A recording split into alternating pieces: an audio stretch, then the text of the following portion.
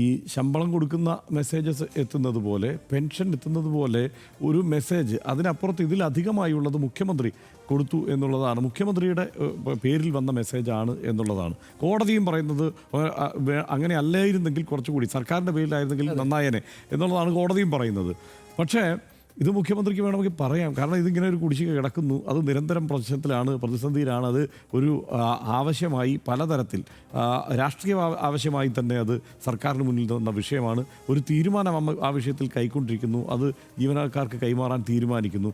അത് അറിയിക്കാം എന്ന് തീരുമാനിക്കുന്നത് രണ്ട് ബുദ്ധിയുണ്ട് അതിനകത്ത്.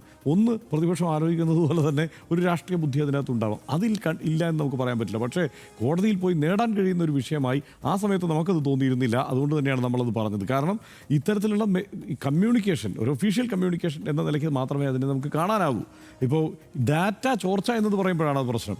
ഈ ആരോപണം ഇവർക്ക് ഉന്നയിക്കാം. ഇത് എന്നിട്ട് മെസ്സേജ് അയച്ചത് ഇതുപോലൊരു പ്രൊപ്പഗാൻഡയുടെ ഭാഗമാണ്, എന്നിട്ട് ജീവനക്കാരുടെ കയ്യിൽ നിന്ന് വോട്ട് തട്ടാൻ വേണ്ടിയിട്ടുള്ള ശ്രമമാണ് എന്നൊക്കെയുള്ള ആരോപണം ഉന്നയിക്കാം. വേണമെങ്കിൽ സെക്രട്ടേറിയറ്റിന് മുന്നിലേക്ക് ഒരു സമരം നടത്താം.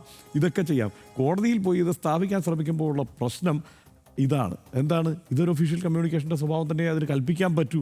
കാരണം ഇത് കേന്ദ്ര സർക്കാരിൻ്റെ മുഴുവൻ സ്കീമുകളിലും കേന്ദ്ര സർക്കാരിൻ്റെതായി വിവിധ തരത്തിൽ പൗരന്മാർക്കടക്കം ഇപ്പം ജീവനക്കാർക്ക് കൊടുക്കുക എന്നുള്ളതൊരു സ്വാഭാവികമായ കാര്യമല്ലേ. അവരുടെ എല്ലാ നമ്പരും അവരുടെ ഡേറ്റയും സർക്കാരിൻ്റെ കയ്യിലല്ലേ. അവരോട് സർക്കാരിന് പറയാനുള്ള കാര്യം ആ മട്ടിലല്ലേ പറയുന്നത്. നമ്മൾ അന്ന് സനീഷ് നമ്മൾ ചർച്ച ചെയ്തപ്പോൾ നമ്മൾ പറഞ്ഞതുപോലെ ഈ സ്ഥാപനത്തിലുള്ള മുഴുവൻ ജീവനക്കാരോട് ഒരു വിവരം അറിയിക്കണമെങ്കിൽ ആ വാട്സാപ്പ് ഗ്രൂപ്പിലേക്ക് ഒറ്റ അടിക്ക് കാര്യം പറഞ്ഞ് അവരെ അറിയിക്കുക എന്നുള്ളതല്ലേ ഇവിടെ സാധാരണ ചെയ്യുന്ന കാര്യം. അതുപോലെയല്ലേ എല്ലാ സ്ഥാപനത്തിലും. ഇതല്ലേ പുതിയ കമ്മ്യൂണിക്കേഷൻ മാർഗ്ഗങ്ങൾ. ആ പുതിയ കമ്മ്യൂണിക്കേഷൻ ശീലങ്ങൾ ആ രീതിയിലല്ലേ കൊണ്ടുവരേണ്ടത് ഗവേണൻസിലും. അപ്പോൾ അതവിടെ സംഭവിക്കുന്നുണ്ട് എന്ന് തന്നെ വേണം അതിനെ ആ മട്ടിൽ വിലയിരുത്താൻ. പക്ഷേ അല്ലാത്ത വിഷയങ്ങളിൽ രാഷ്ട്രീയ ആരോപണം ഉന്നയിച്ച് പ്രതിപക്ഷത്തിന് സമരം ചെയ്യാനുള്ള അവസരം ഉണ്ടാക്കരുത് സർക്കാർ.